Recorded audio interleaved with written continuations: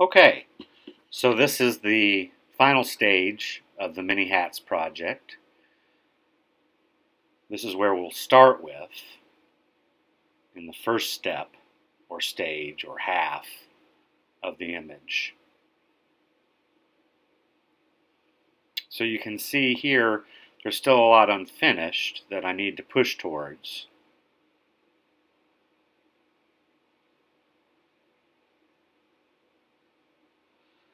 So I go ahead and start out with my black.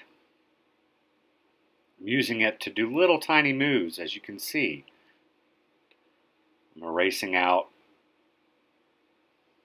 reinforcing, correcting angles, really just thinking about contour lines and how I can refine things.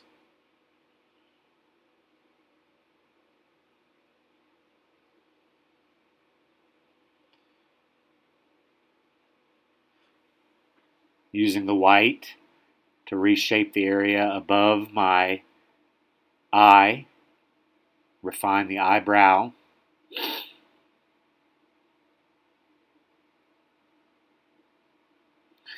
Here you can see I'm going over the background with some blue.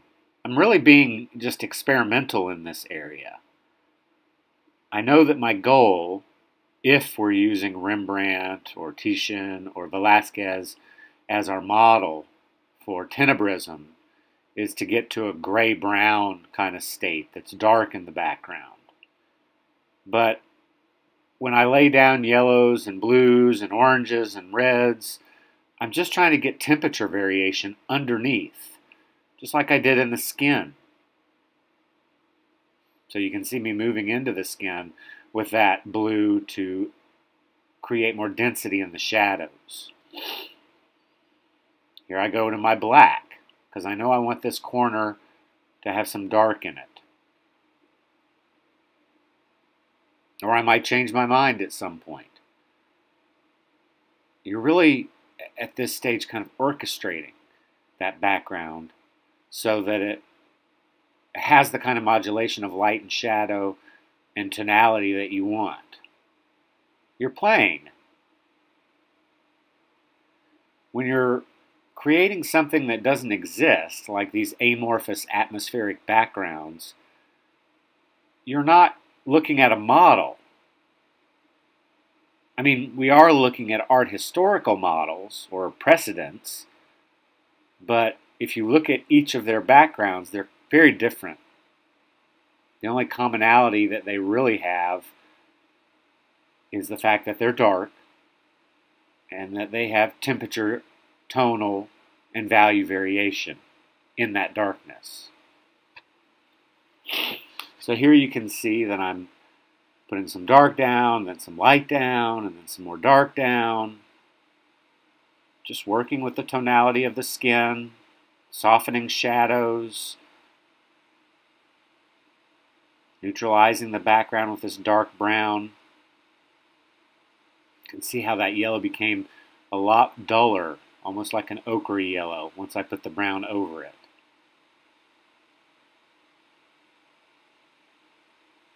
And some black to deepen the shadow. I'm using the side of my pencil a lot.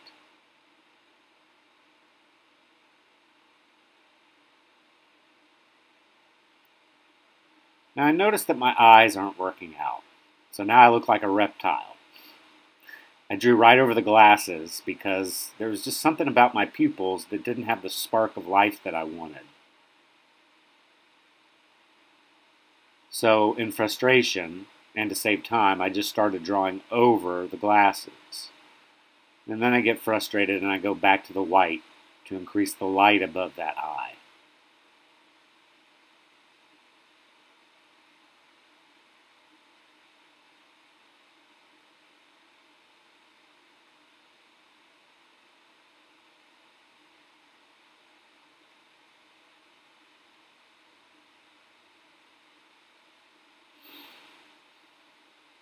You can see I'm making some major adjustments to my left eye. You're right.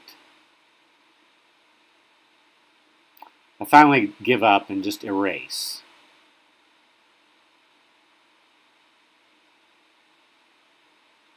Because really what I want to be able to do is get the dark of my pupil, the color of my iris, and then that glint of light that's reflecting in my eyes.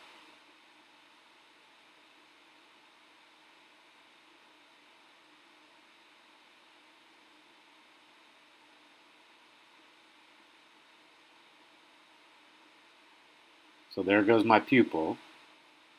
Now I'm putting down a base of white so that I can have the color of the iris show up.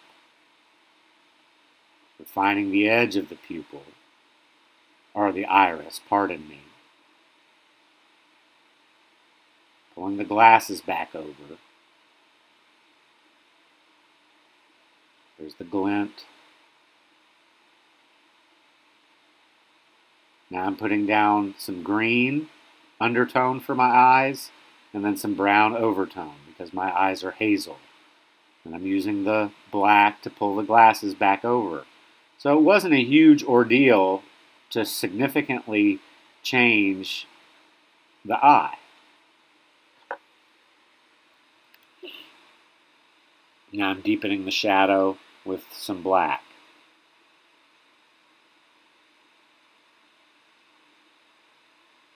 Just very little, just a haze. Then some contour lines in my beard. And then some more black in the background. So again, I'm moving all around the drawing. It wasn't going dark enough, so I had to erase some more. Some of you expressed difficulty here, feeling like you were tearing into the page, but you can see I'm being pretty vigorous to get back to the reserve so that I can get a rich black down.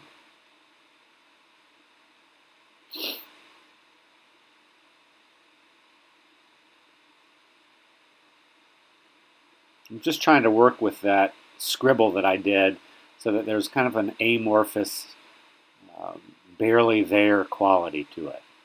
Now you can see that I'm pulling the background over the edge of my shoulder. That's to evoke that passage that we talked about the other night.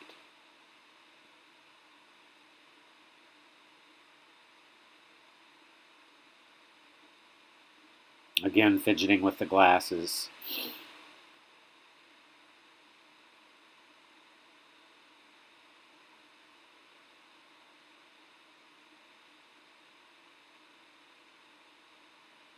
See here, I'm pulling the background right over the edge of the side of my face to pull my face back into shadow.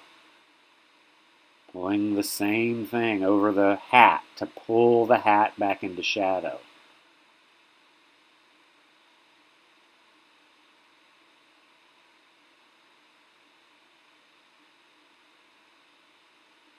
I decided it was about time I got to the bottom of the page.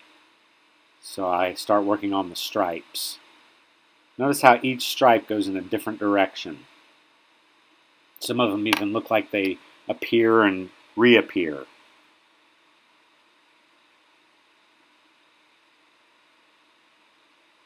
I'm sorry, disappear and reappear.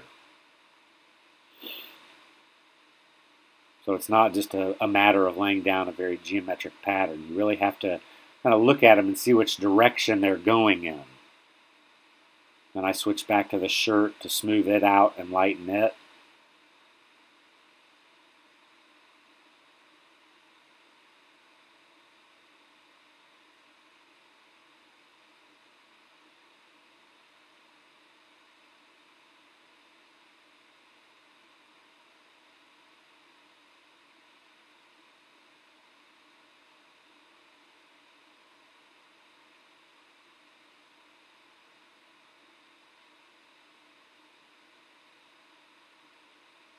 I feel like my collar isn't going in the right direction, so I fidget with it.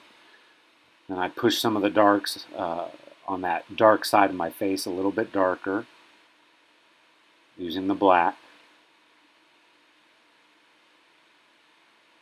You can see how that turns my face in space. Toning down the background, creating more variation in temperature, alternating between color and black. You can see now we're starting to get kind of a gray tone back there.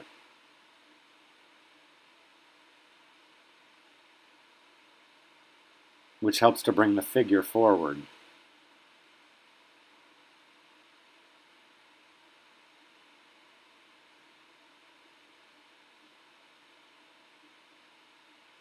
And then I return to my stripes. So, I think it's really important in your process to not stick to any one place too long. You could be frustrated, you could be bored. Moving and working the whole, I think, helps psychologically. You can see me working with the folds in the drapery by putting some white light over them and then some shadow over them. That way the buckle of my overalls looks a little bit wrinkled.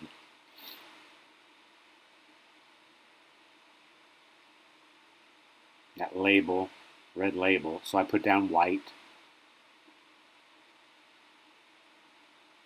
And then I move back to my face.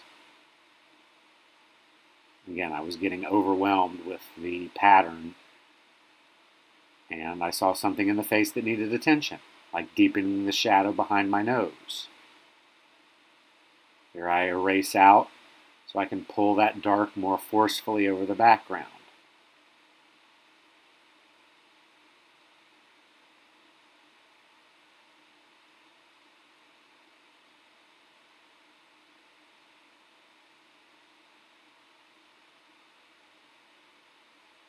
Here I'm just playing with color temperature, oranging up my skin a little bit more, browning up the background a little bit more. I think I still haven't decided in my mind at this point whether I want the background to be brown or gray. I know I want it neutral and I know I want it dark. I just don't know what hue family that's going to be in. Still working on the eye.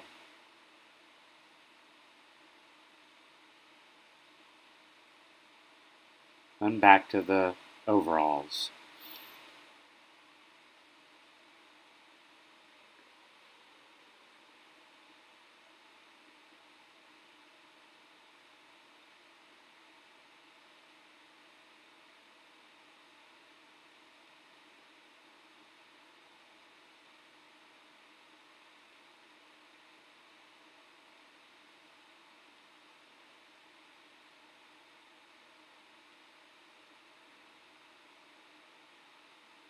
Some more dark over the hat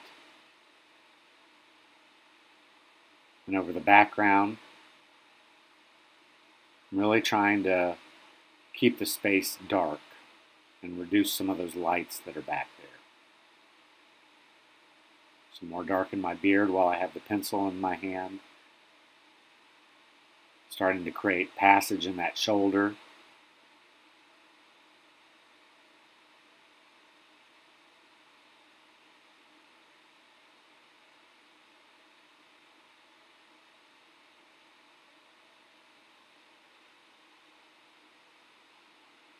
Again, if you have to erase to get the pencil to do what it needs to do, then you have to erase. And you can see that the paper's holding up. Felt like it was getting muddy in there. And I needed to correct the pattern of my shirt, or the direction of the pattern of the dark upper and the lower lighter sections of my shirt. So I just erase, put some more white down, shift it, blend it.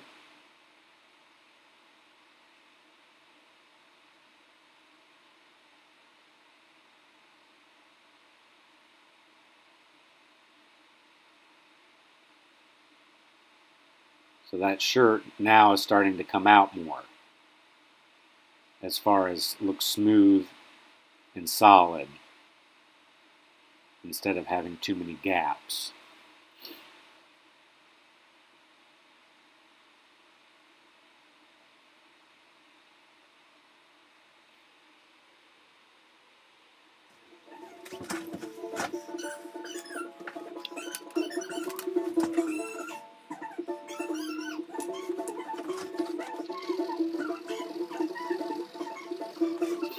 So I'm putting some thin white down reinforcing the boundaries of my work just to keep it clean. Because I want there to be kind of a source of light coming from that top right-hand corner. At least I think I do. So I'm going to try it and then make a decision later. I had to erase because it was just too gray and I wanted it to be brighter. I had to erase some more because it was just too gray and I wanted it to be whiter.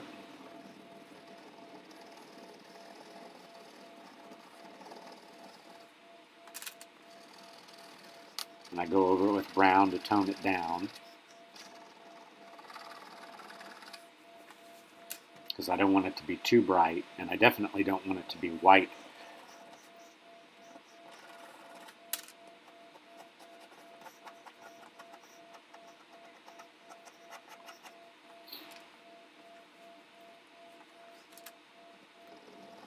A little bit of edge emphasis so that it gets lighter behind my hat. So there's going to be areas where the background is lighter behind the figure and areas where the figure is lighter than the background. So here you can see me putting the gray pencil down to cool it. So I'm kind of gauging, do I like the top gray or the bottom brown better? Or can I have both coexisting? I don't know. I haven't decided yet.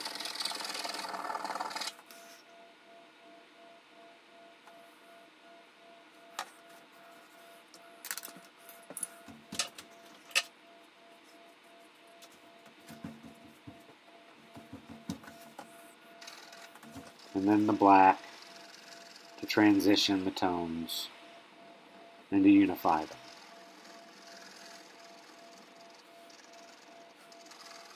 I don't want it to be too bright because then it'll compete with my face. You can also see I'm doing little contour lines on some of those earlier scribbles just to keep them visible.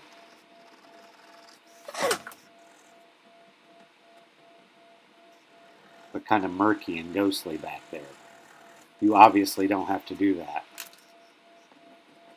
You just have to think about what kind of texture you're going for or what you might like. Now I'm using the black in the shirt to transition those shadows from underneath my overalls and to give my overalls a sense of roundness. And to give that label a right color, I put down yellow and then red first. And here I'm creating more passage from the background into my figure by laying black over the front of my bib. So here's about where we are at this particular stage. We'll see you in the next class.